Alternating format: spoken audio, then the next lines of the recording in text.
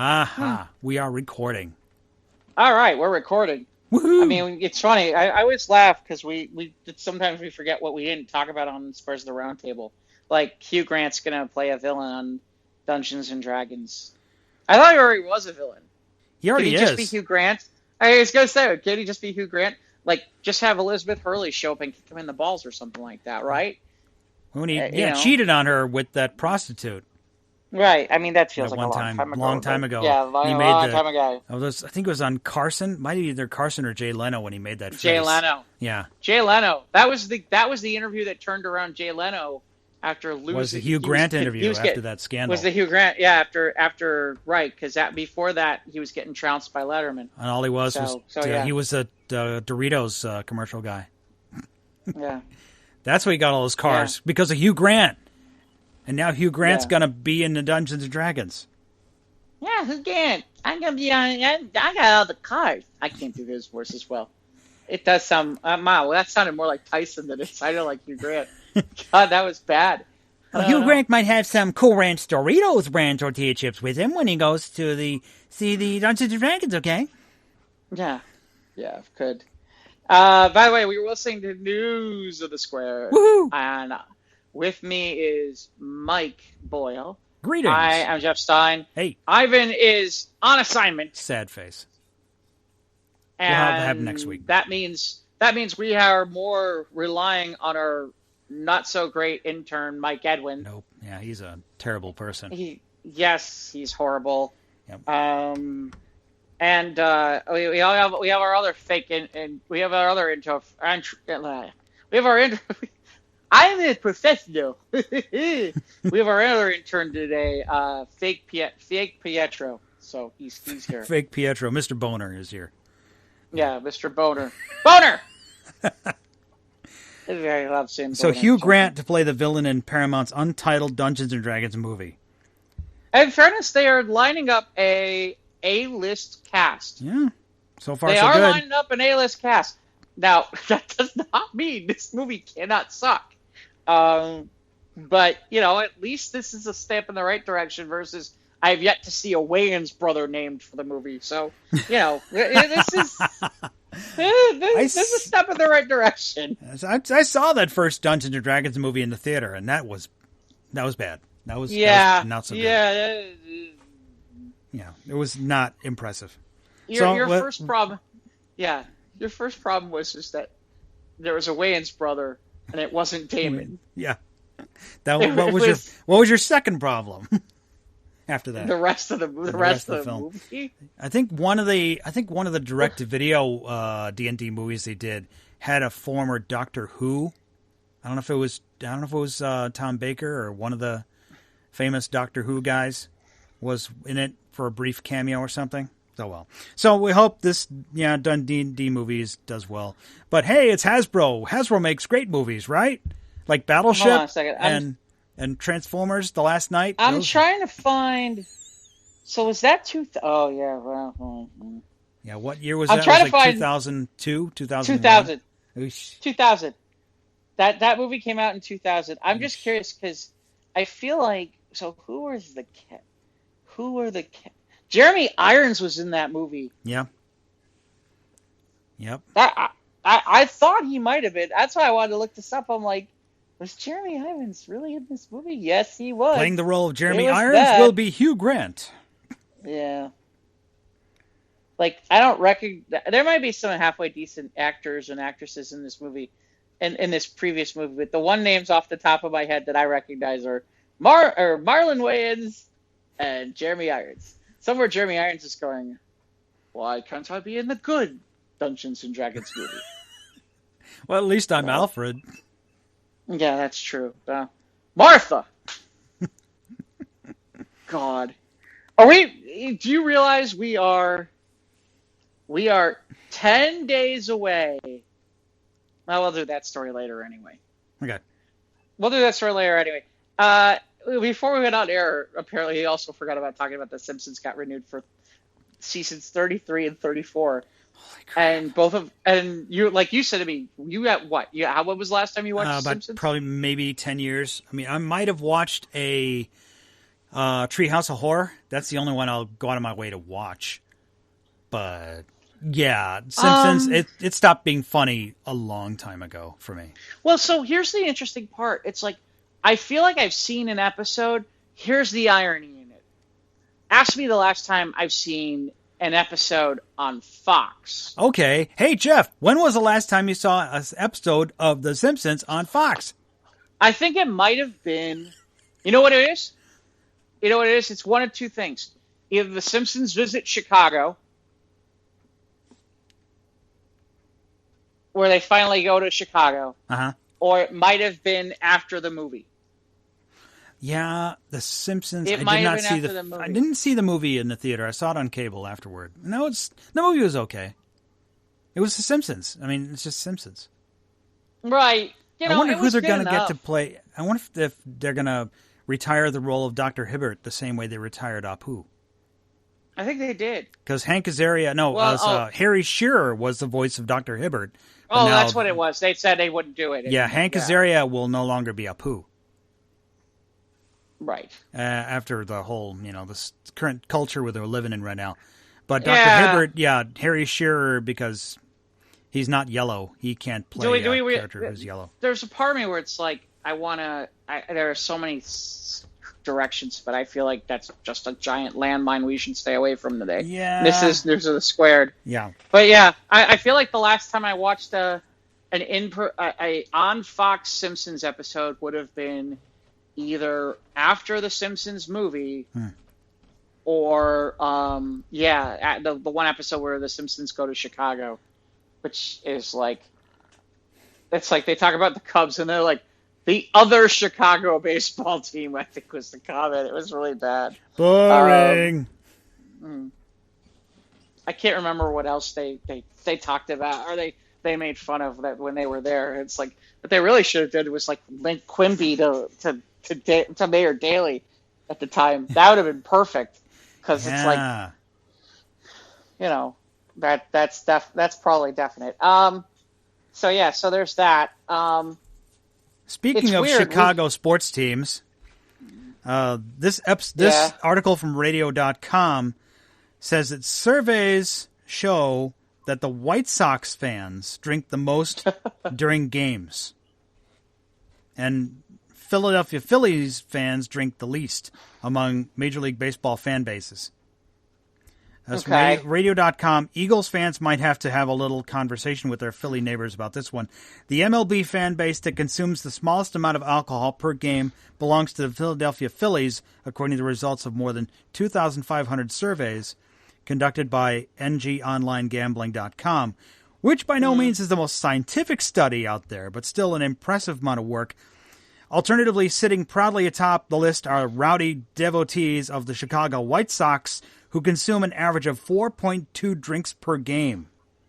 Well, if you had to go watch a White Sox game, Yeah, after Ozzy left, man, it's hard to watch. Forget Ozzy, just in general. Have you ever been to the upper deck at whatever the fuck it's called now? U.S. Cellular Field or whatever it is? No, I don't.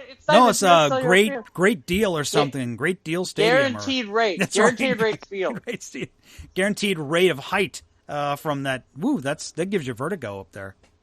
Those stands. I had a buddy of mine got seats for one of the playoff games, and I was like, oh, so how much do I owe? He's like, oh, nothing, it's on me. And I'm like, why? How much did they cost you? It's like, oh, $15, and I didn't put two and two together. We're on practically the top of the upper deck. And it was funny because I had done all those sports shows over the years where I'd sit there and say, it's the upper deck. You can't, what's the big deal, blah, blah, blah. And I finally got up there. I'm like, oh my God. First of all, walking down is scary because it's like you trip, you could fall, you could basically fall and go over the side and done. It's that fine line between stairs and ladder. Yeah, you're on a submarine. That fine line between you trip and you go flying onto the field and you're probably dead. Then there's the part where it's like you're up so high that it's like, oh look, I think I could touch the Goodyear blimp. Okay? And I think I could see my house from here. I mean, that's how high up you are. I mean, it's insane. I mean, yeah. So you're looking down at the flea circus on the field. Yeah.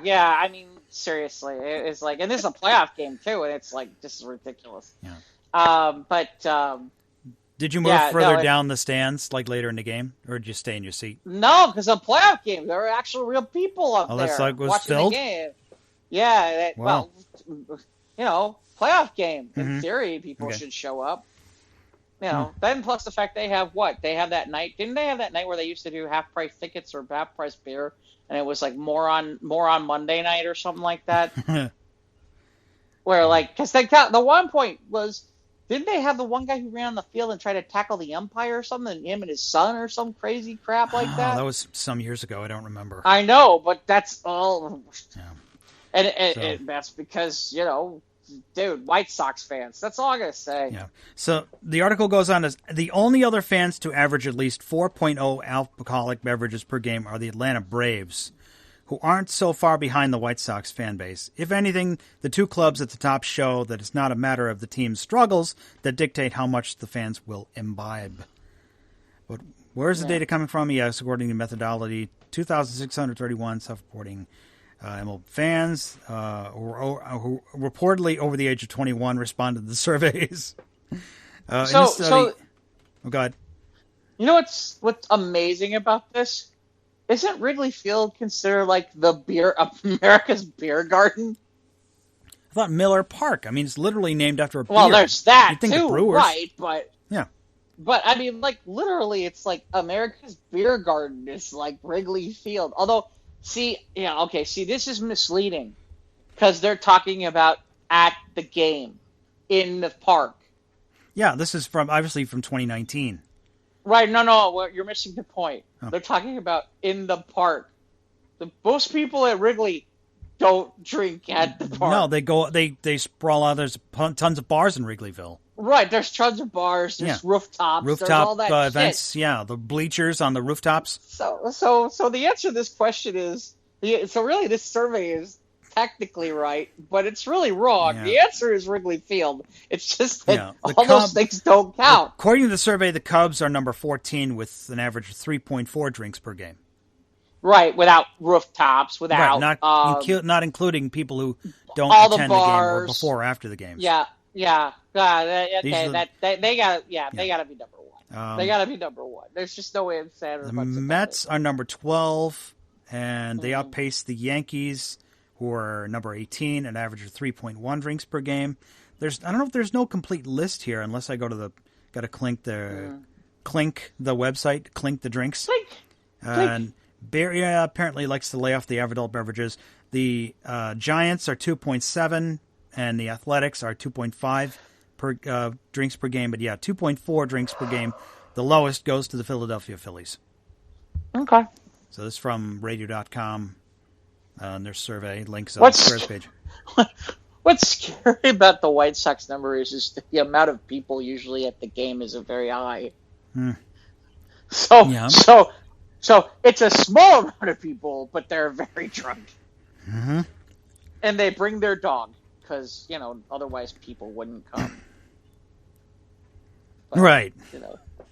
Right away I start wanting to get into all my old White Sox jokes. Things like White Sox. You've heard the new slogan, the Chicago White Sox, great seats still available. How many drinks do you need before you decide to watch an episode of The Simpsons on Fox, though? That's the thing. I don't think I need that many. I would need a lot more to watch White Sox baseball. They'd have to really be impressed. Although I guess they're going to be really, really good this year. You by the way, you heard about the White Sox other promotion, right? Buy one row, get one free.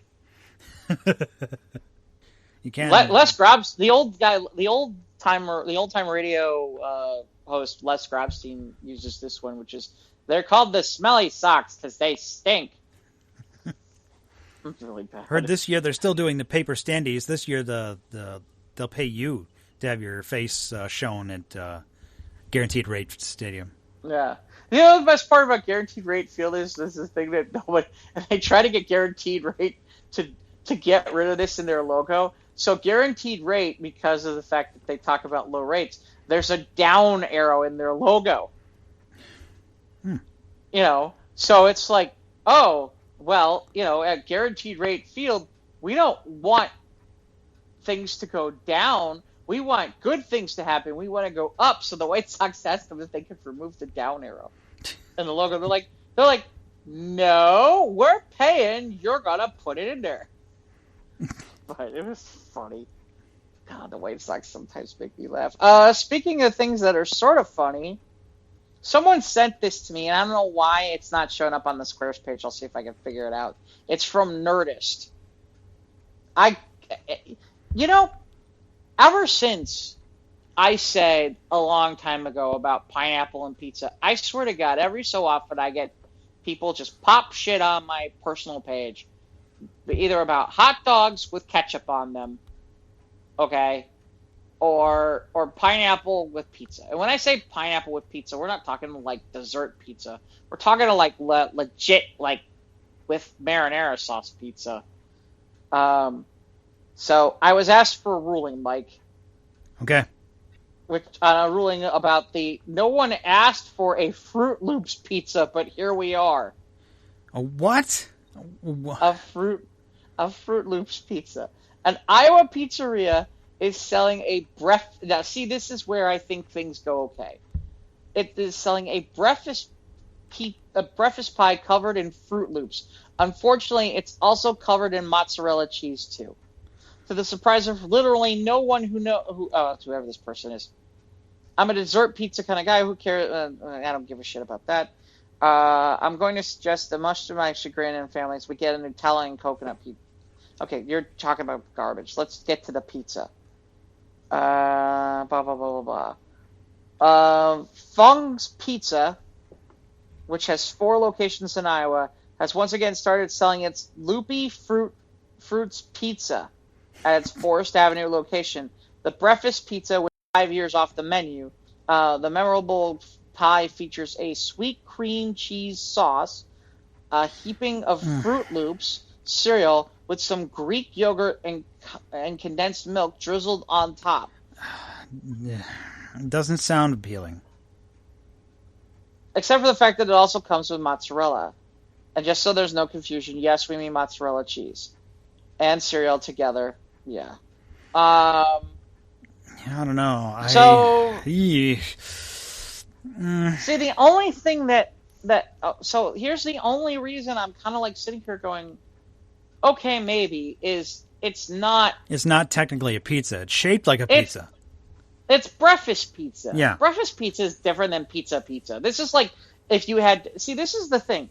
This is where, like, with pineapple, okay, if it was like a dessert pizza, okay, yeah, pineapple pizza, that's fair. That's dessert.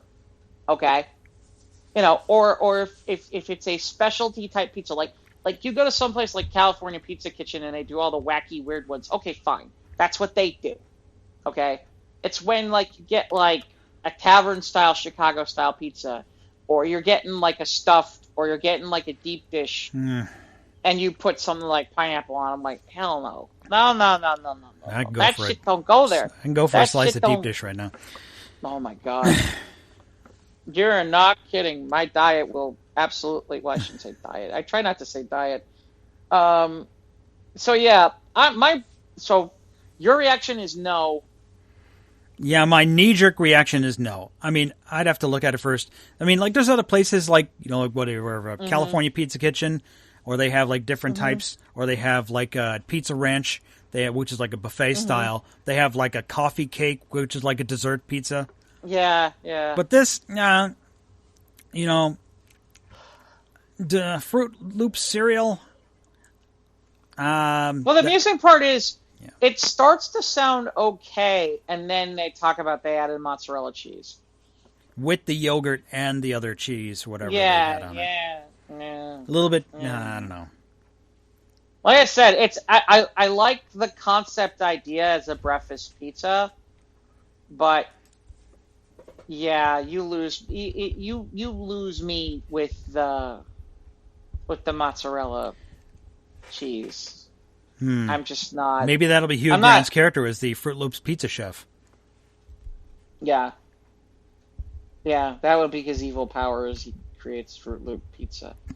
That sounds like a plan. Like I said, otherwise, the idea concept isn't bad. I'm not against it. Again, this is one of those where it's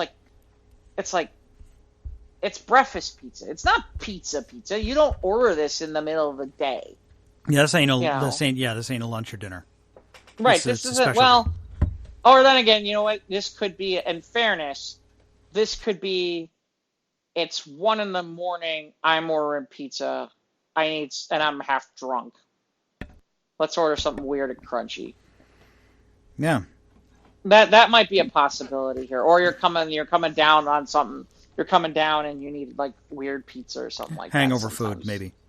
Yeah, hangover food. Maybe hangover food. But because like there is breakfast pizza. I don't know if you've seen it before. Like the stuff where it's got like the eggs and all the stuff and all that. Yeah. That's. Yeah, I make a breakfast casserole. You just use pie filling, and then they just add like eggs and bits of sausage links and milk, and you just bake it like a pie. Mm-hmm. Okay. Now this stuff, I don't know. I'll pass. Yeah. We have to bring Ivan here. Yeah, in fairness, you see, here's the amusing part. I pass on what they've done. I do think the concept is interesting, though. The idea of like breakfast cereal pizza. That if it was done right, it could be really, really good. But this is not how I would do it. Yeah, it just don't seem right to me. Right. Well, like I said, based on what I heard and what I read, it doesn't seem right. But yeah. You serve it to the people who've had a couple of beers at Guaranteed Rate Field. Yeah. Maybe they'll enjoy it. Yeah. Or maybe the Noob Master Noob Master 69 will like it. Noob Master 69. Oh yeah. Who was Agatha all along? So Yeah, there's a cut somewhere of all the unfortunate shit that happens in the MCU, and it's all Agatha's fault. Yeah. Yeah. Well, it probably is. Okay, so what else I feel like today's show is all about food. Sure. And weird stuff. Do you want to do this one or should I? I'll take care of this one. Okay. Clearing my throat. Let me clear my throat. From delish.com. Okay, well, this'll you want to talk about beer at all the baseball parks. I don't know if they're going to serve this one. This one from delish.com. Cadbury Creme Easter Egg Beer is here, and it looks wild. Now, I'm not a big fan of Cadbury cream eggs, but Cadbury has teamed up with Goose Island, which is based here in Chicago, for the Golden Goo Bear Lee, I guess, cream stout. That's a bad name. Goober Lee. Golden Goober Lee. Golden Goo. 2021 marks the 50th anniversary of Cadbury cream eggs. To celebrate Cream Egg's Golden Jubilee, Cadbury has teamed up with the legendary beer brewers Goose Island to launch a cream egg beer. Golden Goober Lee, incredible wordplay there, cream stout has been developed with a blend of malted barley, oats, wheat, and milk sugar that mirror the rich and creamy texture of the nation's favorite gooey chocolate egg. The limited edition stout is brewed with cacao nibs and vanilla beans that lift the chocolatey cream notes for a celebratory drink that is smooth, rich, and excellently balanced for Cadbury cream egg fans to enjoy. Oh, that was horrible. Yes, this article is... That was, no. Raphael Capitani, brand manager at Cadbury Cream Egg, added, "We're excited to announce our collaboration with Goose Island and limited edition Golden Goober Lee cream stout that is available now for all Cadbury cream egg lovers to try. We have always celebrated the unique and wonderful ways of enjoying a Cadbury cream egg. And with this launch, we're taking entertainment to a whole new level. Oh, wow. We can't wait for people to try our very first beer to raise a glass to 5 delicious decades of Cadbury cream eggs." Doesn't say where. It's available from the Goose Island website. in packs of 2 from 11 a.m. on Wednesday, the 3rd of March, which is last week. But be quick. There's only a limited supply. Let me click the website and see if it'll Well, send and me you know there. what? You know what? You do that, and then you get your Fruit Loop pizza. Yeah, Froot Loops pizza with Cadbury Creme Gooberly. And then you puke everywhere. Yeah. Scrolling down the Ghost Island website, I don't see it. Yeah, well, Let me that's do okay. a search here. That might be okay. I don't want to get on your mailing list. I want the Gooberly. And no, I don't. I want the goober. Goober. I want the goober. Beers. All beers. Filter by. Sort by. Best selling. Let's see if it's the best selling. The IPAs. All the seltzers. Because, White Claw did that thing. Yeah, I don't see it here on the website. They might be sold out, which is sad to say. You're not going to get your golden gooberly in time for Easter. Yeah, I want a golden gooberly beer for Easter, Daddy. I want it now. And I want it with the Fruit Loop pizza. You get all those things when you get home, Veruca. Oh, no. And we're going to talk with English accents for no fucking good reason, but we're going to do it anyway. Don't care how. I want the golden gooberly now. I just want the gobble goober. Yeah. Hugh Grant as the brewermaster of the Golden Gooberly. Actually, that should be his name, is the Golden Gooberly. The Golden Gooberly. Does he wrestle for the WWE, the Golden Gooberly? To my right, from parts unknown, the Golden Gooberly. This match is scheduled for one fall. That's right. Yeah.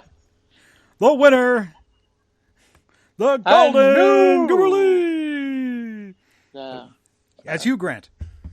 Let me tell you who's a really serious winner. Have you seen? Apparently, the Zamunda Palace and Coming to America 2 is Rick Ross's real life home. Apparently, that looks CGI. Insane. If I didn't know, I'd say it was CGI in the movie, but it's a real place. That's a real place, and I guess they filmed a lot of it inside. Outskirts of Atlanta. Wow. That's insane. Yeah, they filmed a lot of parts of the film in the inside the place. That's crazy. That's crazy. That's insane. So there's that, and then we got a couple of comments on this, Mike, which is so your WandaVision fan theory turned out to be bullshit. Yeah, the Captain America theme. Yeah. It was nice. We got some responses from the Squares on Table Facebook page. You can click like and subscribe if you like. So it's nice, yeah. But I mean, we did have the WandaVision finale, and it's a matter of what we got versus what we expected. Because you go online and you watch all the YouTube speculators and the analysts about, this could mean this, and this Easter egg might mean this, but it didn't. This is why we can't. You know what? This is why we can't Zapruder film this shit anymore. This is why I stopped Zapruder filming. At the beginning I was like, Easter egg, blah, blah, blah, blah, blah. And then after a while I was like, maybe I better not do this. Sure enough, as the series went on, I was like, I'm really glad I stopped looking for every Easter egg, because half of these I don't think are worth a damn. No, it was just nice little nods. There's one license plate that had the numbers that were the Stan Lee's birthday. So that's, it's a cute little Easter egg. It's nice to have. Nice throwback. And honoring, the great Stan the Man Lee. But the WandaVision, we got what we got, and I didn't hate it. So that's too bad. Well, it's the part where it's like, where do I need that information for in the future? The only place I can think of is I'm sitting there and I'm doing nerd trivia. What was the license plate number on Stanley? I'm sorry. What was the license plate number on the car on WandaVision? That's the only time I would need to know the answer to that question. It's like the Star Trek theme, when in episode 27 when you went to your quarters, what was the combination to the safe when you unlocked? You got the phaser out. I'm like, what? It's like it just doesn't mean a hill of beans to nobody except the 10 In nerds the who episode- noticed it on the episode. In the episode where you have sex with the green woman, is her when she comes, is her cum green? Oh my God, you weren't there. You know, Shatner's turning 90 next week. Is he really? Yeah, in a couple. 2 weeks. I think 2 weeks from now. Less than 2 weeks now. Shatner's turning 90. So, congrats to William Shatner. Shatner should have done a podcast at some point. He did have a TV show, short-lived. Mm-hmm. Yeah, He did interviews. That ship. Oh, did he do that? Yeah, it was Raw Talk or something like that with Shat. Oh, did he? Yeah, there's a TV show. I watched the Weird Al one. It was like, what was the genesis of Weird Al? Why did they call you Weird Al? Oh, God. And he said, well, people just thought I was weird. I mean, he didn't have a good answer for him. But Shatner was trying to dig deep and into the why. That was his radio name in college, I guess, was Weird Al Yankovic. Mm-hmm. That's where he came from. But yeah, Shatner's turning 90, and he had that one episode for the famous SNL skit, the Get a Life skit. Remember when he was pushing that Trek Wars thing? Tech Wars, yeah. Or was it Tech Wars or Trek Wars or Tech whatever? War, TEK Wars, yeah. They had when he was like on the outs. Yeah, it had a movie or something. He might have wrote like one or two books, and maybe there was a TV show in the works or a movie, but it never came through. No, I think there was a TV. Maybe it was a TV movie, like I don't know, something like that. Yeah, it was. Shatner, I think at that point where he was like, "Fuck Star Trek, I'm gonna make my own." I'm gonna make my own Star Trek, and it was called Tech War. Yeah, it wasn't very good. It was looks like one series. It was like, was it Tech War? How come we never heard stories where he like accosted like Heather Locklear during TJ Hooker? You know that had to happen. It was 2 seasons, 22 episodes total. Yeah, wow. That's why I was saying. I think you undersold it think a little it bit. Did. Yeah, how about that? There's that, and then there's that movie with, what's the name of that movie? The one with Eddie Murphy and Robert De Niro, where they're cops, and he's like teaching them how to like hood jump, and he's like, "That's some good hood jumping." I don't remember the day. I think it was called Showtime or something like that. That's vastly underrated, but they brought him as a stunt guy to show people how to like do hood jumping and stuff. And it was Showtime. Okay. Yeah, that was the movie. Yeah. It's from 2002. Wow. Oh God. Hey Mike. Yo. I got something for you to buy. Oh, okay, cool. Neat. What is it? The Optimus Prime truck from the Bumblebee movies. Oh, the one that was in the movie for like 10 seconds at the end? I guess so. Nice. Oh, great. Well, I got some coins in the truck. I might have some change in the seat cushion. Let's click the article and find out what they're asking for it. Let's see. This is from currently on sale for $21,600. It's an 1987 Freightliner cab. Freightliner. Come on, guys. Yeah. Well, a Facebook Marketplace selling. Wow. Oh, so now it has the trailer and all. Man. How come it? You know what my favorite part's gonna be? Someone's gonna go by it and be like, "How come it doesn't change? How come it doesn't make a robot? This is total ripoff." Yeah, this total ripoff. Why did it not make a robot? Man, this is bullshit. I haven't watched The Simpsons with me, man. I want to have it transform. Yeah, I can sit in the cab. And he's a red truck. He's got the gray stripe, and he has the gray trailer. Mm-hmm. Yeah, it looks the part. That was from the one scene at the end of Bumblebee, like I said, where he was at the very end, where she's all like, "You could be a Camaro," and then he drives off. So long, chick. And yeah, they're on the bridge, and like, let's go rebuild the franchise because Michael Bay is a sexist pig. So yay, hooray! We got those movies made a lot of money for being Optimus Prime truck for sale. Yeah, and it's there. It's there for purchase, and no one's got it yet, but.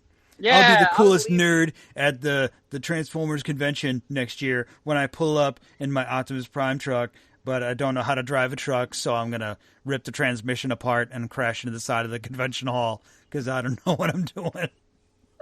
God. Optimus Prime, played by Hugh Grant. We're going to have our entire convention inside the Trailer! Yes. Trailer con. Trailer con. Oh, that sounds terrible. Yeah. Why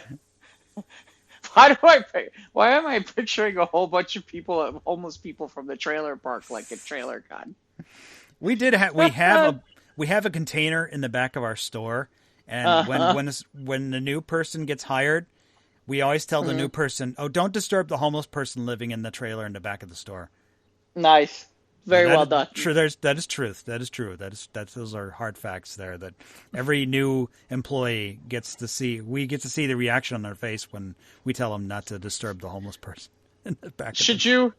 You know, it would be really funny though if you hooked up like certain sounds to like the horn, like on purpose when you're driving. Like if you were really going to drive it. Yeah, like sounds like the sound like it would like the transforming sound, the choo choo cha cha chi. Yeah. Yeah, that sound would be hysterical.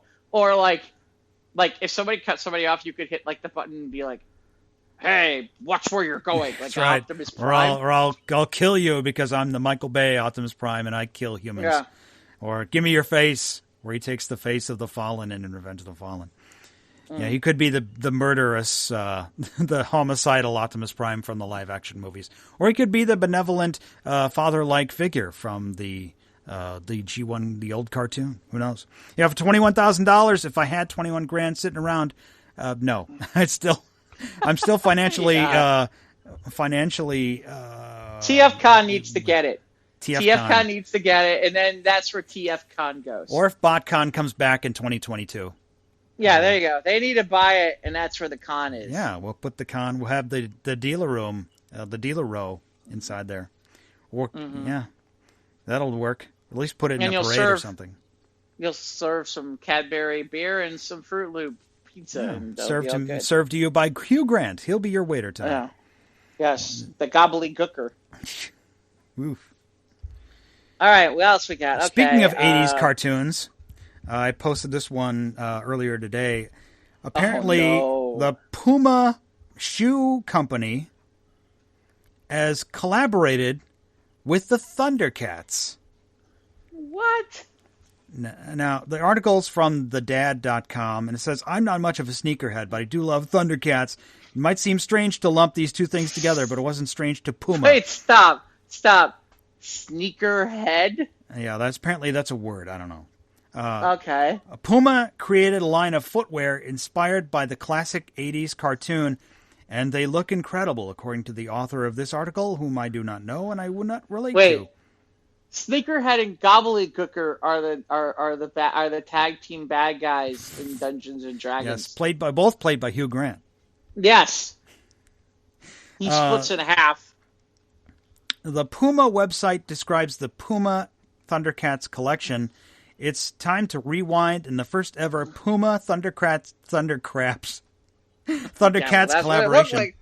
That kind of looks like Thundercrap. The pictures show the shoes that are like based on the colors of the characters. Like they're one that's like orange and white and blue, sort of like Lion-O. But don't get the Snarf sneakers. You don't want those. Oh.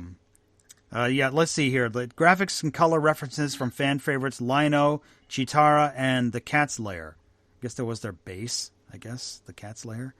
The big thing with the cat in the background where after he goes, Thundercats, ho! And it's the thing behind it. Yeah. That sounds more like Thunder Shoes. But okay. Lion-O sneakers are blue and orange, just like the young leader. Chitara's include her signature spots, and the Cat's Lair sneakers are black and white. They are available for adults, juniors, and little kids. I am convinced that Chitara is like every pubescent kid's dream girl on some level. I was more of a sorceress from He-Man, actually. Really? Well, though Chitara, I've seen a couple of Chitara cosplays that are actually pretty smoking. Yeah. Have you? I mean, she was drawn in such a way where it's like if you were a young 12, 13-year-old boy who was just starting to figure everything out. And yeah, Chitara was your. Yeah. Chitara is definitely that. Why do I have this feeling? Why do I have these special certain feelings happening? Yeah, seriously. But also, she had that 80s kind of mullet going on. So kind of like that okay. 80s kind of butch hair. Yeah, that's okay, though. Yeah. She grabbed... Yeah, because, see, everything I want to say next is wrong, so I gotta stop. So you can buy your Thundercats sneakers and then go have a few beers at Guaranteed Rate Field. Drink and then drive around your Optimus Prime truck. In your Optimus Prime truck and get served some Froot Loops pizza and Cadbury cream beer. Yeah, with Hugh Grant. With Hugh Grant, of course. We can't forget him. And then finally, our last... Well, we have two stories. We sort of talked about this on the News Squares the Roundtable. That apparently, if you went to go watch Tom and Jerry, you instead got 1 hour of the Justice League movie, and you and I kind of talked about this. Yeah. I am not convinced. It was a mistake. I am not convinced this was not a mistake. I think this was leaked on purpose. Yeah, it was a stunt. I think it's a stunt. I think it's a stunt. I think it... Leak to the internet. Like, hope nobody leaks this to the internet. Right. To create some hype. If you got the right people who just happened to watch it and be like, oh, I saw an hour, it was really, really good. You just want advanced buzz because you don't want to have a situation where people start, come the 18th when this thing gets out into the market, because I think it's next week, believe it or not. Yeah. I was watching Tom and Jerry, and I spit out my golden goo burley. Yeah, that's for sure. Although, in fairness, that could be because you're watching Gal Gadot, but I don't know. Hugh Grant would know all about his golden goo burley at that point. That's in your Chitara sneakers. Yeah, seriously. That's the truth. But yeah, I thought it was funny because apparently. Could you imagine? Could you imagine? Can you imagine the legit people though if you had kids and you rented Tom and Jerry and the dark Zack Snyder world showed up? So dark. It's like those kids will be traumatized. They'll never get to sleep. God forbid their mother's name Martha. The poor children. Think of the children. Think of the children. All right. So apparently this is from the Atlanta Black Star. Apparently. There are fans split on which comedian has the better filmography. Apparently, they're debating this. Between who? Eddie Murphy and Kevin Hart. Are you kidding? Eddie Murphy by a landslide. Yeah. You know what? Here's the difference. I think Kevin Hart could catch up. He could eventually, maybe. There's enough good Kevin Hart movies. A lot of people thought Chris Tucker was gonna be the next Eddie Murphy, but that never happened. Yeah, no. But he was in a Michael Jackson video, so there you go. Yeah, but I mean, like 48 Hours, The Golden Child, Trading Places, Coming to America, the first one.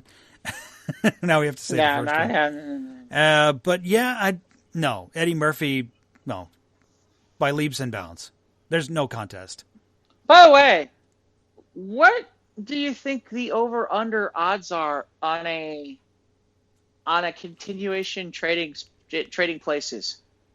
Based on what we saw in Coming America 2. Yeah, we saw that there's some snobby young kid was a relative of the Dukes. Yeah, the picture in the seems back. to be very successful, yes. Yeah, the Eddie Murphy, being like, hey, I could make a sequel to that. And I'm sure Dan Aykroyd might be down for a sequel. Yeah. Hopefully we'll get that Ghostbusters sequel soon. Yeah. But yeah. Well, no, I'd be down. I'd be down for Trading Places too, if they bring back Eddie Murphy and Dan Aykroyd. I'd need a better idea what we're looking on script. Now, sight unseen, I'd go see Trading Places too. I like Trading Places.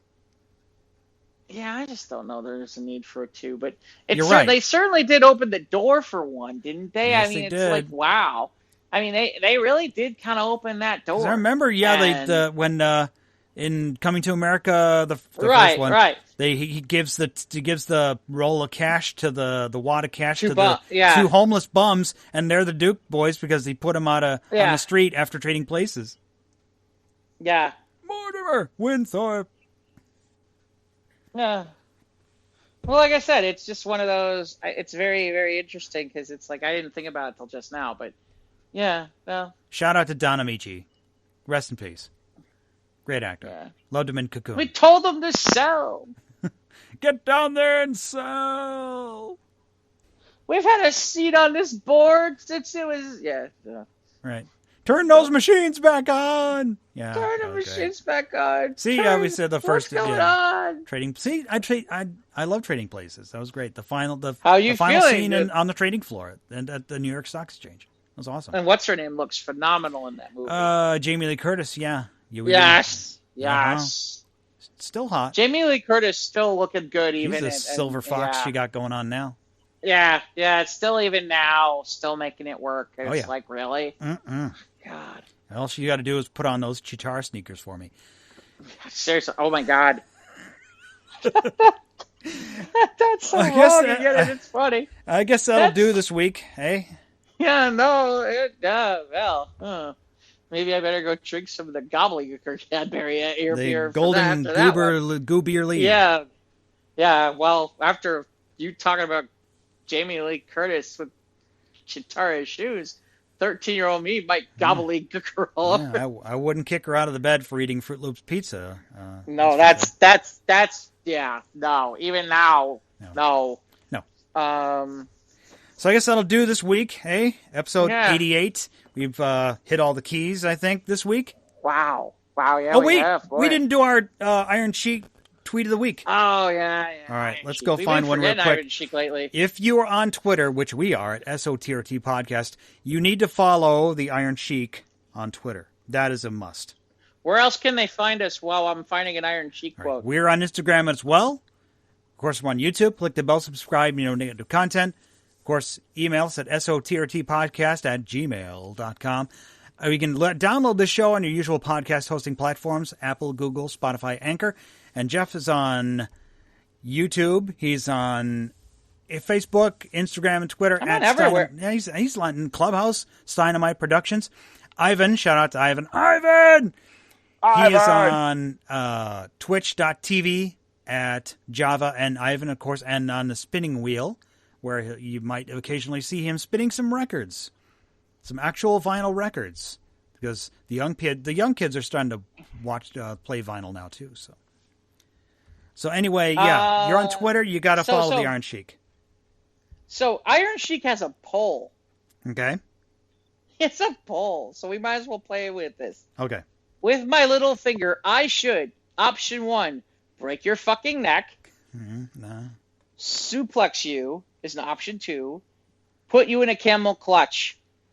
That's tough. I'll take the suplex, I guess. The camel clutch and the neck breaking doesn't sound very appealing. So are we going suplex or camel clutch? I'm going with the suplex. Suplex it is. Yep. Suplex is losing by a ton. Yeah, everyone wants to get camel clutched. Yeah. Yeah. Camel clutch at 51%. Break your fucking neck at 35. Suplex you is at 14. By the way, Sheik is a regular character on Young Rock. Okay, cool. I don't know if you've seen that show yet or not. I need to watch that. I hear You know what? It's not... Here's the thing. It's not spectacular, but it's fun. And here's the other reason it's fun. If you loved 80s wrestling... Oh my God! I grew up on 80s wrestling. That's when like Hillbilly Jim and Nikolai Volkov and all those guys. Well, okay, so like regular people who are regularly on and off characters so far in the first 3 episodes have include the Iron Sheik, Andre the Giant, the Junkyard Dog, just to name a few. Nice. Okay, and it's funny because like they're all played more for like laughs and caricatures. Because they're from the perspective of, like, young Rock. Yeah, which, young Dwayne Johnson. Before he got the fanny pack. Right. And he could play hair. Exactly. Yeah. Yeah, I need to watch that. I need to check that out. And you need to follow the Iron Sheik on Twitter. Yeah, it's funny because Sheik's very happy that he gets to be that he's a character on Young Rock. So, not played by Hugh Grant. Not by a long shot. No. But like I said, you know who else is on that show? The guy who plays Jimmy Woo. Oh, okay, hey, cool. He's the guy from Off the Boat. Yeah. All right, neat. Yeah, it's not a bad show. It's how can I say? It's the half hour I don't know that I needed, but I watched it anyway, and it's interesting. And half the reason it's interesting is because they talk about 80s, partially about 80s wrestling, and partially about him being a kid, and seeing it's these 80s icons as his idols. Well, it's funny because we haven't seen like Ric Flair or Hulk Hogan or anybody like that. And we haven't seen like Ricky Steamboat, like some of those guys. But the more caricature guys like the Samoans and Junkyard Dog and Andre, they have Andre on all the time. Well, obviously, Superfly Jimmy Snuka, right? I don't know because isn't he related to The Rock? Yeah, in some way, shape, or form. Yeah. In some way, shape, or form. Well, no, maybe not. Maybe not. No, I don't think he is. Okay. I don't think he is. I thought there was some. Okay, never mind. Maybe he is. I don't know. Maybe he is. We'll get to that maybe later in the season. Yeah, well, I don't know that there are that many episodes in it in this season that they're doing, but it's amusing enough. I'm not going to sit there and say it's the funniest thing ever. It's not, but it's amusing. It's an amusing take on. I mean, like I said, it's aimed for laughs and more of from a kid's perspective, and they're taught, and it's certain characters played for laughs, like Andre and all that kind of stuff, where it's like, I'm like, okay, this is kind of amusing. I can't remember who else has been on the show, but it was really kind of amusing. Yeah, it's worth giving a shot. Okay, and the guy who plays Vince McMahon doesn't look like Vince McMahon at all. Well, sometimes you want the one who do the best acting rather than the one who looks the part. Well, he's only on for like a minute or two in the last episode. So you only need someone who's represent. Okay. Yeah. Okay, so I'm going to go on Kelly's Blue Book and see if I can trade in my pickup for that Optimus Prime. So I'll let you know next week if I score that Optimus Prime. I don't know where I'm going to put it. I'll have to park it down the street. So okay, well that'll do. Shout out to Ivan. Hope to see you next week, and we'll catch you next time. Enjoy your weekend. I know I will. Mm-hmm.